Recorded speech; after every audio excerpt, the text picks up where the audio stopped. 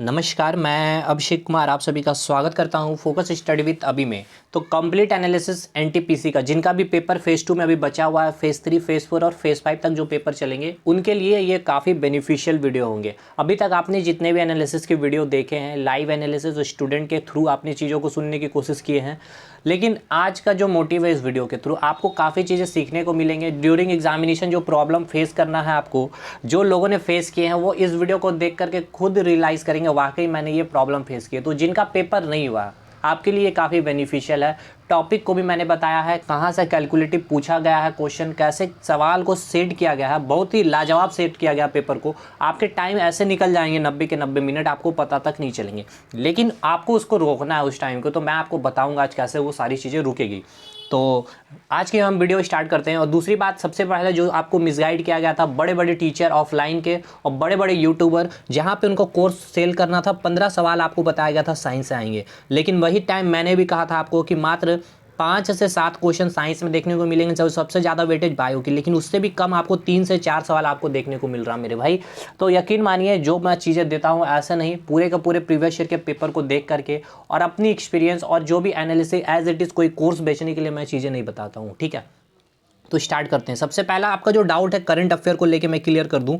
यहाँ से आपके करंट अफेयर से आपके 3 से 4 सवाल, मतलब 4 क्वेश्चन तो आपके एग्जामिनेशन में मिलेंगे ही, चाहे कोई भी शिफ्ट में चले जाए आपके 4 क्वेश्चन मिल रहे हैं एज इट इज़। जो स्टैटिक जीके का जो अफवाह फैला हुआ है ना, उसको भी चीज़ों को समझिए। हर सवाल स्टैटिक जीके के नहीं आ रहे हैं भाई। अगर आपसे कोई पूछ ले रहा है कि किसी राज्य का गठन, आंध्र प्रदेश राज्य का गठन कब हुआ, केरला के गठन कब हुए, या फिर आपके पंडुचेरी हो गए, या फिर आपके पूछ लिया जा रहा है कि त्रिपुरा का गठन कब हुआ, तो लोग इसे क्या बता रहे हैं, स्टैटिक जीके में। आगे स्टूडेंट की भी मैंने एनालिसिस देखा तो वो बोले स्टैटिक जीके के ये सवाल पूछे गए। भैया ये स्टैटिक जीके का सवाल नहीं है, आप इसे समझिए। ये आपके कहाँ के सवाल, ये पॉलिटी का सवाल है। जब आप पॉलिटी में आर्टिकल 1 से 4 शेड्यूल 1 की बात करते हो तो यूनियन एंड टेरिटरीज, जो यूनियन का वहाँ पे जो गठन हुआ था स्टार्टिंग में, जब संविधान बनाया गया था, कितने 14 राज्य थे। उसके बाद जो राज्य का फॉर्मेशन हुआ, महाराष्ट्र राज्य की बात कर ले, गुजरात राज्य की बात कर ले, तो ये सारी चीज़ें आप पॉलिटी में कवर करते हैं। दूसरी बात, आपको यहाँ पे बहुत सारे लोगों ने, बहुत सारे यूट्यूबर ने जो एनालिसिस में बताया कि बुलंद दरवाजा पूछा जा रहा है, कुतुब मीनार की क्वेश्चन आपसे सवाल में पूछी जा रही है, ताजमहल किसने बनाया, कितने साल लगे, कब, कौन से ईयर में, उनको बनाने वाले कौन थे, किसने बनाया था, किसके याद में यादगार में शाहजहां ने बनाए थे, बुलंद दरवाजा कहाँ है, आगरा शहर की स्थापना किसने की। इसको लोग क्या कर रहे हैं, स्टैटिक जीके में ऐड करें। भैया ये स्टैटिक जीके नहीं है, ये सारी चीज़ें मैंने करवा रखी है हिस्ट्री के पोर्शन में। हिस्ट्री में जब आप मध्यकालीन भारत खोलते हो, या फिर हम बात कर ले, ये जो आपका, हम एक अगर टॉपिक की बात करें तो ये मध्यकालीन के जितने भी स्थापत्य कला की हम बात करते हैं, यानी कि आर्ट एंड कल्चर में मध्यकाल में जो बनाए गए थे, उसी प्रकार आपके ये प्राचीन काल की भी बातें करते हैं तो प्राचीन काल में बहुत सारी चीज़ें बनाई गई थी, बहुत सारे अभिलेख थे, बहुत सारे शिलालेख थे, बहुत सारे सिक्के थे, बहुत सारे ये आप बात कर ले कि जैसे मीनार बनाए गए थे मध्यकाल में। तो यहाँ पे ये आपके स्टैटिक जीके का सवाल नहीं है, इसको चीज़ों को समझने की कोशिश कीजिए। लेकिन हाँ, स्टैटिक जीके से पूछा गया है सवाल, 8 से 9 सवाल स्टैटिक जीके के जो पूछे जा रहे हैं वो टॉपिक आपको बताया नहीं जा रहा। एक दो तो ठीक है, आपको नेशनल पार्क किसी ने बता दिया, लेकिन इसके अलावा भी मैं आपको बताऊंगा कि कहाँ से स्टैटिक जीके के सवाल आ रहे हैं, आपको कैसे करना है। तो हम सबसे पहले बात कर लेते हैं करंट अफेयर में जो 4 सवाल आ रहे हैं। आपको टॉपिक अभी क्या करना, देखिए ज़्यादा टाइम वेस्ट मत करिए। करंट अफेयर में करना क्या है, आपको सबसे पहला टॉपिक, आपको जितने सबमिट हुए हैं सारा सबमिट याद करना है, कहाँ पर वो सबमिट हुआ था। दूसरा, कुछ जो इंपॉर्टेंट है, काफ़ी ज़्यादा हाईलाइटेड सबमिट है, उसके थीम को आपको याद करना है, ठीक है। उसके बाद हम बात करते हैं, आपको सबसे पहले सबसे ज़्यादा इंपॉर्टेंट सेक्शन है, इसके बाद आपका जितने भी स्पोर्ट्स के करंट अफेयर है वो, और तीसरा जो जितने भी अवार्ड्स, तीन टॉपिक मैंने अभी बताया। 3 टॉपिक में आपके एक सवाल अभी फेज़ 2 से लेकर के फेज़ 5 तक पेपर होने वाले, एक सवाल आपको मिल जाएंगे। इसके बाद जितने सीईओ है, जितने भी अपॉइंटमेंट हुए, ठीक है, मतलब कि सीईओ चाहे जितनी भी कंपनियां आ जाएं, या फिर कोई भी मंत्रालय हो, चाहे डीआरडीओ के कोई भी बात कर ले, कोई वहाँ के चेयरमैन की बात कर ले, एसबीआई के चेयरमैन की बात कर ले, या फिर आपके मंत्रालय है, मानव संसाधन मंत्रालय हो, या चीफ जस्टिस ऑफ इंडिया हो, राज्यसभा के उपाध्यक्ष कौन है, महासचिव कौन है, कैग कौन है, अटॉर्नी जनरल कौन है, यहाँ से जितने लोग चीज़ है, यहाँ से आपके फैक्ट पूछे जा रहे हैं। दूसरा, आपको यहाँ पे क्या बताया जा रहा है एनालिसिस में कि सबसे पहले कि कौन प्रधानमंत्री इतने ईयर्स में, इतने ईयर, उसको भी आपको बोल रहे हैं ये आपके भाई स्टैटिक जीके में मूर्ख बना रहे भाई। वो स्टैटिक जीके का पोर्शन नहीं है, वो पॉलिटी का पोर्शन है। जब आप आर्टिकल 75 में प्रधानमंत्री की बात करते हो तो पूरा वहाँ प्रधानमंत्री का लिस्ट आपको पढ़ना पड़ता है, प्रेसिडेंट की लिस्ट आपको आर्टिकल 52 में पढ़नी पड़ती है, उसी प्रकार उपराष्ट्रपति। तो वो स्टैटिक जीके नहीं, आप स्टैटिक जीके बना दो तो वो अलग बात है। चीज़ों को समझिए, आप हर स्टैटिक जीके को बना रहे हो तो फिर आप तो फिर स्टैटिक जीके को समुद्र बना रहे हो मेरे भाई। तो ये आपको टॉपिक करंट अफेयर में इतना करना मैंने बता दिया है। उसके बाद आपको जितने फेस्टिवल हैं, अभी करंट फेस्टिवल की मैं बात कर रहा हूँ, जो राज्य में हुए वहाँ से आपके सवाल बन रहे हैं, इतना अगर आप करंट अफेयर में कर लेते हो, और स्कीम, भारत सरकार की स्कीम और राज्य सरकार की स्कीम, ये 6 टॉपिक मैंने बताया, सबमिट बताया है, उसके बाद स्पोर्ट्स करंट अफेयर मैंने बताया है, स्कीम मैंने बताया है, फेस्टिवल मैंने बता दिया, जितने सीईओ अपॉइंटमेंट जितने हुए, ये 5 टॉपिक में आपके 2 सवाल बन जाएंगे अगर 4 सवाल करंट अफेयर में आ रहे हैं आपके सेट में। तो करंट अफेयर का लोचा खत्म है। कैसे पढ़ना है, मैगजीन उठाइए, ईयरली मैगजीन आती है प्लेटफॉर्म की, one of the best platform के क्वेश्चन, आपके सवाल वहीं से फंस रहे करंट अफेयर के। मैं अभी आपको आंख बंद करके कर रहा हूँ, खरीदिए, मैं कोई एडवर्टीजमेंट नहीं कर रहा हूँ उसकी, ना तो मेरे किसी से उनके साथ कोई ये चीज़ है, खरीदिए इसको और इससे पढ़िए, कोई यूट्यूब को फॉलो मत करिए करंट अफेयर के लिए, वेस्ट ऑफ टाइम है मेरे भाई। अब हम बात करते हैं मैथ्स और रीजनिंग का पेपर वो कैसे सेट किया जा रहा है। यहाँ पे समझिए चीज़ों को, 8 से 9 मैंने लिखा है, कम से कम आपको 10 सवाल ऐसे मिल रहे हैं। मैथ और रीजनिंग को मिलाकर मैं बात कर रहा हूँ, कोई एक सेशन की पर्टिकुलर एक सेक्शन को मैं नहीं लिया हूँ, और मैं बताऊंगा अभी कहाँ से आपके कैलकुलेटिव क्वेश्चन बन रहे हैं जो आपके टाइम, मेनली जो इनका कंसेप्ट टीसीएस का, कि आपके पेपर में जो 90 मिनट आपको सॉल्व करने को दिया कि ये 90 मिनट में आपको 100 क्वेश्चन भी देखने को नहीं देना चाहती है, इनका मोटिव यही है। और आप जो है इजी सवाल को लैग कर जाओ, छोड़ जाओ एग्जामिनेशन में। और यहाँ पे देखिए क्या है, रीजनिंग में हम बात करते हैं, जो मैक्सिमम कैलकुलेटिव सेक्शन बनाया गया है पजल को।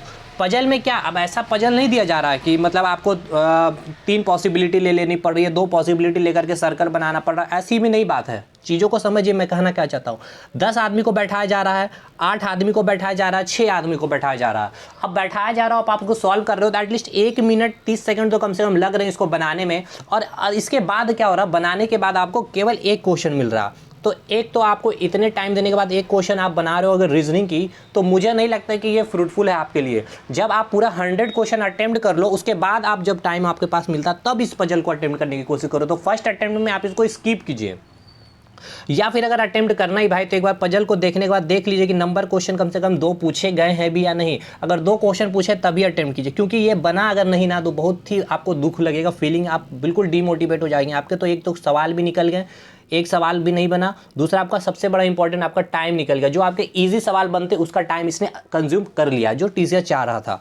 दूसरा, अब यहाँ ऑड वन आउट में आपको फंसने को मिल रहा है, एनालॉजी में फंसने को मिल रहा है। अब ये दोनों की मैं बात कर रहा हूँ, यहाँ पे अगर आपको लॉजिक अगर आप पकड़ लिए तो आपका वेल एंड गुड है, आप तुरंत उस क्वेश्चन को बना लोगे, विद इन 20 to 30 सेकेंड में आप उसके क्वेश्चन को निकाल लोगे। अदरवाइज लेकिन यहाँ पे ऐसा कुछ सवाल दिया जा रहा है, 1 से 2 सवाल जो मैंने लिखा है, देखिए 2 सवाल, कि आपके जो है लॉजिक निकालने थोड़े से प्रॉब्लम हो जा रहा है। और कहाँ पे फंस रहे हैं, मैं पूरा लॉजिक आपके पास डिस्क्राइब कर दे रहा हूँ। एक तो लॉजिक स्क्वायर की, दूसरी क्यूब की, तीसरी क्या है आपकी जो लॉजिक बनती है प्राइम नंबर की लॉजिक देखनी पड़ती है। चौथी लॉजिक आप क्या देखते हो, क्या उस नंबर के में कुछ एडिशन किया गया है, मल्टीप्लीकेशन किया गया, डिवीजन किया गया या सब्ट्रैक्शन किया गया ये देखते हो। और यहाँ से अगर आपके लॉजिक नहीं मिलते तो फिर आपको थोड़ा सा फिर से आप दिमाग लगाना, फिर से कुछ ना कुछ करके आप यहाँ पे टाइम लॉस करते हैं। लेकिन देखिए क्या किया जा रहा है, यहाँ पे इस तरह से पेयर फॉर्म में क्वेश्चन दिए जा रहे हैं, जैसे 41 33, ऑप्शन 2 दे दिया गया है 35 41, उसके बाद आपको यहाँ 3 नंबर में आपको दे दिया गया है 39, यहाँ दे दिया गया है 52, और उसके बाद 4th नंबर में आपको दे दिया कुछ भी 2 और यहाँ पे दे दिया गया है 9। अब इसमें आपको ऑड वन आउट चार्ट करना था, तो यहाँ पे ना तो आपके स्क्वायर लग रहे हैं, ना क्यूब लग रहे हैं, ना प्राइम नंबर लग रहे हैं, ना मल्टीप्लिकेशन डिवीजन। लेकिन यहाँ पे आपको 2 कंसेप्ट चेक करना पड़ता है इस प्रकार के क्वेश्चन में। एक तो इनके बीच क्या होता है, डिफरेंस चेक करना है, क्या इनके बीच कुछ डिफरेंस सेम आ रहा है या फिर डिफरेंस से कुछ लॉजिक निकल रहा नहीं, तो इनको पे देखना पड़ता है कि क्या इनका कोई मल्टीपल दोनों में है। तो देखिए 41 33 में कोई मल्टीपल नहीं है इनका, लेकिन आप जैसे कि सी में जाओगे 3 नंबर में, तो 39 में 3 भी आ रहा है, 52 में भी 3 आ रहा है इसके मल्टीपल में, तो यही आपके ऑड वन आउट में ये निकल जाएंगे आपके, ठीक है। तो यहाँ पे सवाल एक आपका सवाल यहाँ से निकल रहा। एनालॉजी में यहाँ पे मैं लिख दिया हूँ, लेकिन कोडिंग डिकोडिंग के मैं यहाँ बात करना चाह रहा हूँ। कोडिंग डिकोडिंग में भी 2 तरह के टाइप बनते हैं, एक तो आपके लेटर ABCD करके और इसको कोड कर दिया जाता है ZYB करके, और एक होता है नंबर कोडिंग। नंबर कोडिंग में क्या किया जाता है, ऐसे जैसे दे दिया आप उन्होंने ZYX और इसको कोड कर दिया जाता है एक नंबर से 8 से। उसी प्रकार और एक ऑप्शन दे देगा आपको ABC, आपसे पूछेगा इसका नंबर कोडिंग बताइए। तो भाई इसके पीछे भी लॉजिक है, सिंपल सा लॉजिक लगाना पड़ता है। पहले तो जो दिया हुआ ZYO नंबर ऑफ लेटर को ऐड कीजिए, क्या ऐड करने पे क्या आ रहा है, Z का 26 है, इसका 25 है और ZY ये X है, तो ये 25 और 24 को ऐड करने पे 8 आ रहा है, नहीं आ रहा। उसके बाद नंबर ऑफ लेटर 3 है, तो 3 से जो इसको ऐड करने पे डिवाइड करने पे क्या 8 आ रहा है, अगर नहीं आ रहा तो फिर दूसरा लॉजिक चेक करते हैं क्या कि क्या इसमें कुछ जो नंबर आया डिवाइड करने पे उस पर कुछ मल्टीप्लीकेशन करके आ रहा है। तो यहाँ पे ये कंसेप्ट होता है, यहाँ पे अगर नहीं पकड़ाता तो फिर आप यहाँ पे और टाइम लगा रहे हो। तो मेरा कहने का मकसद यही है कि जो जो लॉजिक लगते हैं ऑड वन आउट को हटाने के लिए, एनालॉजी में, कोडिंग डिकोडिंग में जितने कंसेप्ट यूज़ करते हैं, और मैं बता दूँ फॉरवर्ड कंसेप्ट यूज़ करते हैं, जैसे कि मैं बता दे रहा हूँ पूरी की पूरी एनालिसिस, जो कंप्लीट एनालिसिस दे रहा हूँ भाई, ऐसा नहीं कि मैं कुछ उल्लू फुल्लू बना रहा हूँ। जैसे कि ABCD दे दिया है, यहाँ पे ZYX और ए दे दिया, इसको कोड यहाँ पे चेक करना, इस तरह से हम एक बार चेक करते तो ये हो गया हमारा फॉरवर्ड। उसका रिवर्स चेक करते हैं इससे करके, अगर यहाँ से फॉरवर्ड से काम नहीं कर चलता, अगर रिवर्स से भी नहीं हो पाता तो हम फिर क्या देखते हैं, इसको पेयर फॉर्म में बनाते हैं। पेयर फॉर्म में कैसे बनाएं, इस तरह से, यानी कि ABC यहाँ पे दिया है ZYX, तो इसको इस तरह से फॉरवर्ड देखते हैं, पेयर फॉर्म में बनाकर चेक करते हैं क्या लॉजिक निकला, नहीं। अगर यहाँ पे ये 3 लॉजिक नहीं निकलता तो फिर हम अपोजिट लॉजिक चेक करते हैं, यानी कि A का अपोजिट क्या है Z, B का अपोजिट क्या है Y, C का अपोजिट क्या है X, D का अपोजिट क्या है W। इस प्रकार का लॉजिक चेक करते हैं। ये नहीं मिलता तो फिर हम देखते हैं पोजीशन वाला, ठीक है। कहने का मतलब है कि जितना लॉजिक चेक करिए, अगर नहीं निकला तो फिर उस क्वेश्चन पे आप रुकिए मत। यही सवाल है आपके रीजनिंग के, जो आपके टाइम टेकिंग है। स्टेटमेंट के ऊपर बात करते हैं। स्टेटमेंट से 3 सवाल आपके आ रहे हैं, एक तो आपका स्टेटमेंट अजम्पशन से आ रहा है, स्टेटमेंट आर्ग्यूमेंट से आ रहा है, और एक कोर्स ऑफ एक्शन से आ रहा है। 3 में से 2 सवाल आ रहे हैं यहाँ से, और एक आपके सिलॉग से क्वेश्चन आ रहे हैं। अगर आपका कमांड अच्छा है तो इसको अटेम्प्ट कीजिए, नहीं तो यहाँ पे भी टाइम लगेगा, या तो क्वेश्चन गलती करके आओगे। और ऑड वन आउट में आपको थोड़ा बहुत लॉजिक मिलता है, आपको लगता है भाई इसमें मार दो, तुक्का मार दोगे, गलत हो जाएंगे, इसमें भी निकल जाओगे। सिलॉग्स में भी अब देखिए अच्छे सवाल यहाँ पे बेसिक से सेकंड लेवल पे सवाल आए हैं। सम नॉट के एक सवाल भी पूछे गए हैं सवाल एग्जामिनेशन में, तो मैं पहले क्लियर कर दे रहा हूँ सम नॉट के सवाल। अरे भाई एग्जैक्ट एनालिसिस में दे रहा हूँ कि सवाल आपके कैसे बने हुए, वो नहीं बोल दिया हूँ कि स्टैटिक जीके इतने सवाल आए, स्टैटिक जीके के पूछे। भाई क्वेश्चन क्या पूछे, किस टाइप के क्वेश्चन पूछे, वो मैं बताने की कोशिश कर रहा हूँ। तो यहाँ पे सम नॉट का कंसेप्ट अब बेसिक तो आपने कर ही लिया होगा कि some cow is some boy, some all cow is all pen, इस तरह का तो किया, लेकिन सम नॉट का कंसेप्ट जरूर चेक करिएगा। अब हो सकता है कि आगे के शिफ्ट में पॉसिबिलिटी के भी सवाल आपको देखने पड़ जाए इसमें। तो मैक्सिमम ये लोग क्या कर रहे हैं ना कि पेपर को कैलकुलेटिव बना दे, ताकि आपके टाइम टेकिंग जो है थोड़ा सा ज़्यादा कंज्यूम कर जाए, थोड़ा सा आप इधर फंस जाएं और उधर की इजी क्वेश्चन को आप निकल वहाँ तक पहुँच ही नहीं पाए। तो रीजनिंग का ये सेक्शन आपको कंप्लीट अच्छे से देखना है। एग्जामिनेशन के टाइम में ये सारे सवाल को तुरंत बना तो निकलिए वहाँ से, अदरवाइज नहीं निकलते हैं वहाँ से तो फिर फंस जाइएगा।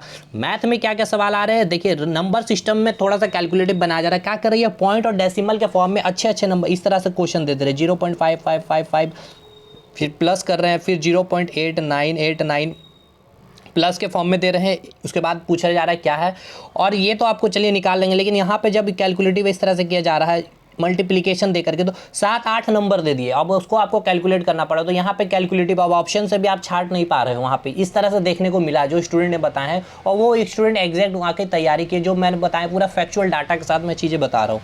तो ये सारे क्वेश्चन को ना स्किप करके निकलिए, क्योंकि काफ़ी सारा क्वेश्चन आपका इंतजार कर रहा हो जो विथिन 30 to 40 सेकेंड में बनने वाला होगा। उसके बाद हम बात करते हैं क्या कि ये तो डेसिमल बेस्ड क्वेश्चन आपके आ रहे हैं। नेक्स्ट अब अर्थमेटिक में देखिए 2 से 3 सवाल ऐसे बनाए जा रहे हैं जहां आपके टाइम टेकिंग ले रहे हैं। मैं एक एग्जांपल दे रहा हूं कि जैसे कि time and distance average velocity निकालनी होती है तो हम फॉर्मूला यूज़ कर लेते हैं 2xy अपन x + y। लेकिन अब ये क्या कर रहे हैं ना, देखिए ये इस तरह से डिस्टेंस दे रहे हैं, यहाँ पे दे रहे हैं ए ने इतना डिस्टेंस कवर किया है, सम स्पीड में कोई स्पीड होगा, बी ये स्पीड कवर किया है, और ये डिस्टेंस कवर किया सी ने। अब डिस्टेंस दोनों का सेम नहीं दिया, इसलिए आप ये फॉर्मूला भी अब यूज़ नहीं कर सकते। तो अब यहाँ पे थोड़ा सा आपका कैलकुलेटिव हो गया। अब आप इसका यहाँ पे टाइम निकालोगे, इसका टाइम निकालोगे, इसके टाइम निकालोगे, उसके बाद average speed equals to total distance अपन ये टाइम ऐड करके निकालना पड़ रहा है स्पीड। तो ये टाइम टेकिंग हो जा रहा है। तीसरा आपका टाइम टेकिंग कैलकुलेटिव क्या रहा जा रहा है, यूनिट कन्वर्सेशन के, ठीक है, यूनिट जो कन्वर्ट करना है ना उसके ऊपर यहाँ पे तीसरा जो लॉजिक आपका फंसने को आपको मिल रहा है मैथ्स में या फिर अर्थमेटिक सेक्शन में ये। अब हम बात कर लेते हैं दूसरा सेक्शन आपका जो है जहाँ पे आप फंस रहे हो, मतलब कि यह इजी क्वेश्चन भी आ रहा है। देखिए ग्रेटर, मतलब इस तरह से दे रहा 5/6, 6/7, 8/9, यहाँ पे कौन ग्रेटर लेस देन, तो ये सारी चीज़ें बन आई, ये सब लास्ट में मिल रहा, क्योंकि आप वहाँ पे पहुँच पा रहे हो या नहीं ये टीचर समझता है कि यहाँ पे आपको फंसा लिया हूँ मैंने, आप वहाँ नहीं पहुँचोगे। फिर सिंप्लीफिकेशन के सवाल आपको मिल रहे हैं, सर्ट्स एंड इंडिसेस मिल रहे हैं, बोर्ड मास मिल रहे हैं। तो ये सब सारे सवाल को एकदम लगड़ डालना है तुरंत से, लास्ट में ये सारे सवाल मिलेंगे, यही दिक्कत है आपको। अब हम बात करते हैं सबसे अच्छी बात एडवांस सेक्शन में। एडवांस सेक्शन को भी समझिए कहाँ से पूछे जा रहे हैं। ट्रिग्नोमेट्री।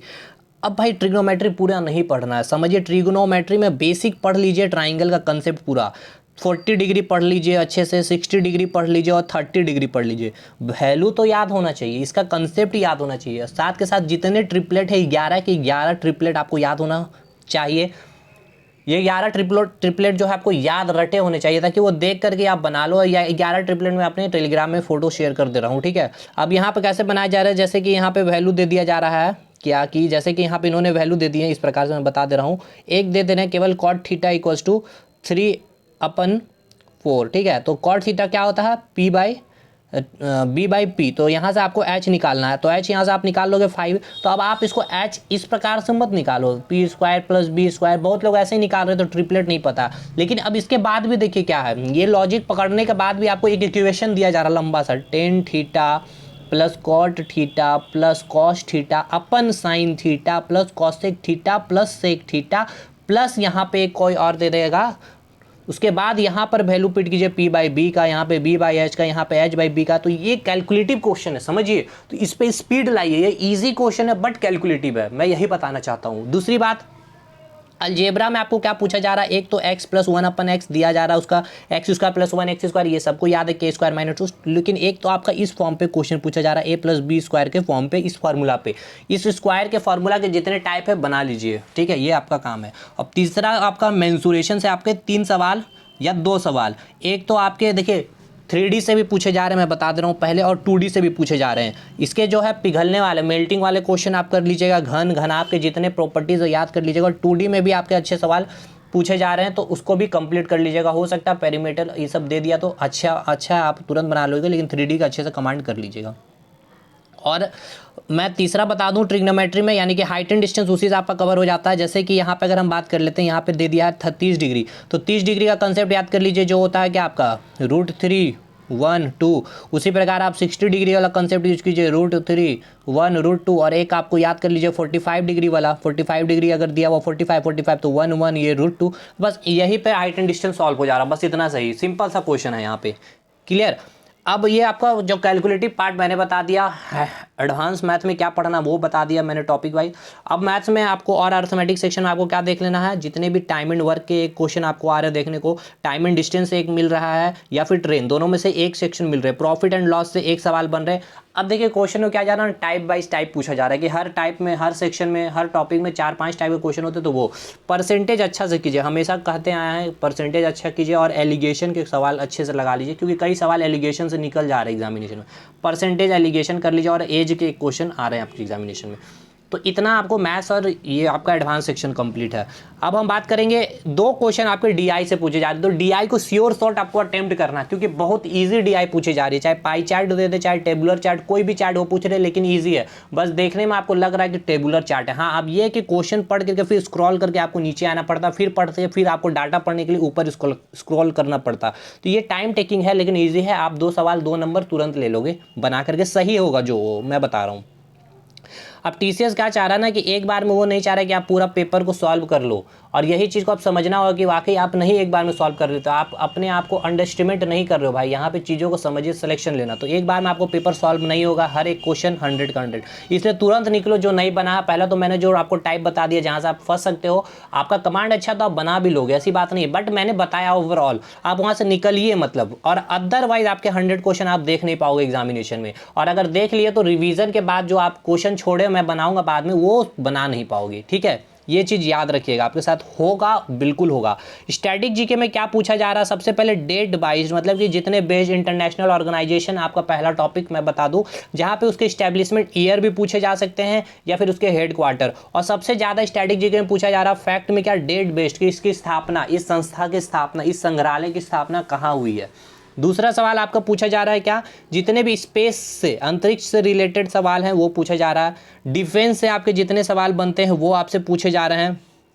जितने नेशनल पार्क हैं, कहाँ पर वो नेशनल पार्क है, उसके इस्टेब्लिशमेंट कब हुए थे, कुछ जो वर्ल्ड हेरिटेज साइट जो है ना मेरे भाई, वर्ल्ड हेरिटेज साइट के आपको याद करने होंगे इंपॉर्टेंट ईयर, अगर आपसे पूछ लिया जा रहा अब। लेकिन अब देखिए, अगर आपसे पूछा जा रहा अजंता की गुफाएं, एलोरा की गुफाएं, या फिर हम बात कर लें एलिफेंटा की गुफाएं, भीमबेटका की गुफाएं, बाघ गुफाएं, तो ये भाई आपका स्ट्रैटेजी की नहीं है, इसको समझिए। ये आपके मध्यकालीन, ये आपके प्राचीन भारत का इतिहास है, आपका प्राचीन भारत के इतिहास के लेक्चर देखिए मेरे।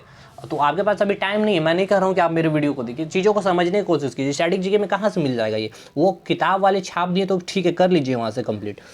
तो ये आपका हो गया सवाल। उसके बाद आर्ट एंड कल्चर में पूरा देखिए, फेस्टिवल देखिए, डांस देखिए, कौन पर्सन जो है उस मतलब कि वादक है, सितार वादक है, डांस करने वाले, मोहिनी अट्टम कौन है, उसमें से मोहिनी अट्टम की कुछ विशेषताएं हैं, एकल नृत्य है, केवल महिलाएं करती है, जो वो नृत्य किस पे किस लिए मतलब किस पे ज़्यादा फोकस करती है, तो फेस पे ज़्यादा अच्छे से वहाँ पे उसमें जो नृत्य करती है काफ़ी ज़्यादा एट्रैक्टिव होती है। तो इस तरह के क्वेश्चन बन रहे हैं। स्थापना आपसे पूछे जा रहे हैं, कहाँ पे इसकी स्थापना कब हुई थी। अब हिस्ट्री में आपके क्या पूछे जा रहे हैं, तो हिस्ट्री में आपसे जो पूछे जा रहे हैं 4 क्वेश्चन, और 4 क्वेश्चन इजी पूछे जा रहे हैं। समझिए, पहला क्वेश्चन आपके जो स्टैटिक जी के लोग बता रहे हैं वो एंशिएंट हिस्ट्री के, जो मैंने बताया, बुलंद दरवाजा, एलोरा की गुफाएं, अजंता की गुफाएं कब स्थापना की गई है, यहाँ कौन से धर्म से ये गुफाएं संबंधित है, बौद्ध धर्म, जैन धर्म, हिंदू, यही 3 धर्म है। उसके बाद इनको वर्ल्ड हेरिटेज साइट में कब ऐड किया गया, जैसा कि अजंता की गुफाएं को 1987 में किया गया है। अगर हम बात कर ले एलिफेंटा की गुफाएं 1983, फिर ताजमहल को कब किया गया, कुतुब मीनार को कब किया गया, बुलंद दरवाजा कब, ये सारी चीज़ें आपके एक क्वेश्चन यहाँ से बन रहे हैं। हिस्ट्री का सेक्शन है ये, तो मैं नहीं कहूँगा ये स्टैटिक जीके का बात है। उसके बाद 2 से 3 सवाल आपके बन रहे हैं, एक तो गांधी युग से और एक नेशनल मूवमेंट से। जितने भी नेशनल मूवमेंट है 1960 से लेकर के या 1857 से हम बात कर लें, पूरा नेशनल मूवमेंट याद कीजिए, उसके फैक्ट याद कीजिए, केवल मतलब उसके सार को समझने की कोशिश की। तो ये सारी चीज़ मेरे लेक्चर से आप कीजिए, और क्वेश्चन तो बिल्कुल मेरे लेक्चर से फंस रहे भाई, इसमें तो कोई डाउट की बात ही नहीं है।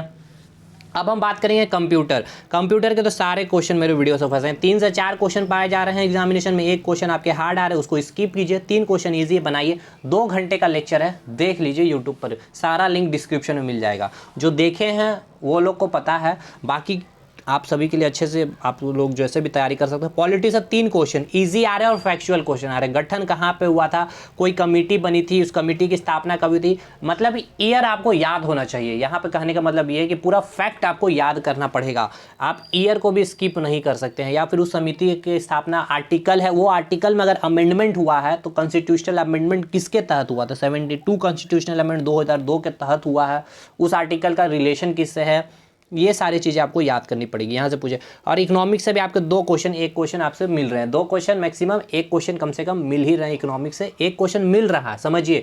किसी से ग्रिफिन गुड्स के बारे में पूछ लिए जा रहे हैं, किसी को टैक्स से रिलेटेड पूछे जा रहे हैं, किसी को जीएसटी से रिलेटेड क्वेश्चन पूछे जा रहे हैं, और अच्छे लेवल पर क्वेश्चन पूछे जा रहे हैं। पर कैपिटा इनकम का डिफिनेशन ऑप्शन में दे करके लैंग्वेज में पूछा जा रहा है भाई, चीज़ों को समझिए। तो इकोनॉमिक्स करने का टाइम है तो कीजिए। पेपर बहुत अच्छे तरह से सेट किया जा रहा है, याद रखिएगा, जिससे आपका 90 मिनट निकल जाए। अटेम्प्ट के ऊपर मत जाइए, यूट्यूब पर अटेम्प्ट जो बता रहे हैं 90 है, 90 प्लस है, किसी ने बता दिया है आपको 80 प्लस अटेम्प्ट कर लिया है। अब हम CBT 2 की तैयारी कर रहे तो आराम से 60 अटेम्प्ट करके आए हैं, 65 अटेम्प्ट करके आए, तो आप परेशान हैं तो मत होइए परेशान। आप याद रखिएगा, एक्यूरेसी बहुत बड़ा फैक्टर है यहाँ पे, और इतना आसान भी पेपर नहीं है और इतना हार्ड भी पेपर नहीं है। अगर आपका देखिए, सबसे मैं बताऊँगा कि अगर आपका यहाँ पे कमांड अच्छा हुआ है रिवीजन के ऊपर, या फिर प्रैक्टिस अगर अच्छी है आपके, तो यहाँ पर बहुत बेनिफिशियल होंगे। अगर हम बात कर ले प्रीवियस ईयर्स आपको कितना बेनिफिट होंगे मैथ्स में, भाई क्या मैथ्स में देखिए हर टॉपिक पे आपको कमांड होना चाहिए, तभी प्रीवियस ईयर बना लेने से केवल नहीं होता, क्योंकि क्वेश्चन रिपीट नहीं होंगे। अब देखिए जीके सेक्शन में बिल्कुल प्रीवियस ईयर से रिपीट हुए हैं। आप हमारे लेक्चर को भी देखें तो कई सारे हिस्ट्री के लेक्चर हो, वर्ल्ड ज्योग्राफी से आपके सवाल आ रहे हैं, मैं भूल गया आपको बताना। उसके बाद ज्योग्राफी हो, चाहे पॉलिटी हो, चाहे सारे लेक्चर से सवाल फंसे हैं। तो कम टाइम में जहाँ पे आपको मिल रहा है तो आप उसको लेने की कोशिश कीजिए। आज की एनालिसिस बहुत ही फ्रूटफुल होगी आप लोगों के लिए। आई होप अच्छा लगा होगा आज की वीडियो। और मैं साइंस सेक्शन का भी मैं बता दूं भाई, बहुत दिक्कत है आप लोगों को। बायोलॉजी में मैं बता रहा हूँ हमेशा कि हमेशा सबसे पहले रिप्रोडक्शन को कंप्लीट कीजिए, दूसरा सेल वाला टॉपिक कंप्लीट कीजिए, उसके बाद एनिमल किंगडम और रिप्रोडक्शन, प्लांट का भी और एनिमल दोनों करिए। और उसके बाद सबसे बात जो इंपॉर्टेंट है, जितने भी स्टडी को क्या बोलते हैं, जैसे लॉजी वाला कंसेप्ट होता है ना, जैसे कि अगर हम बात कर लेते हैं साइटोलॉजी, सेल की स्टडी हो गया, इस प्रकार के सवाल आपके पूछे जा रहे हैं।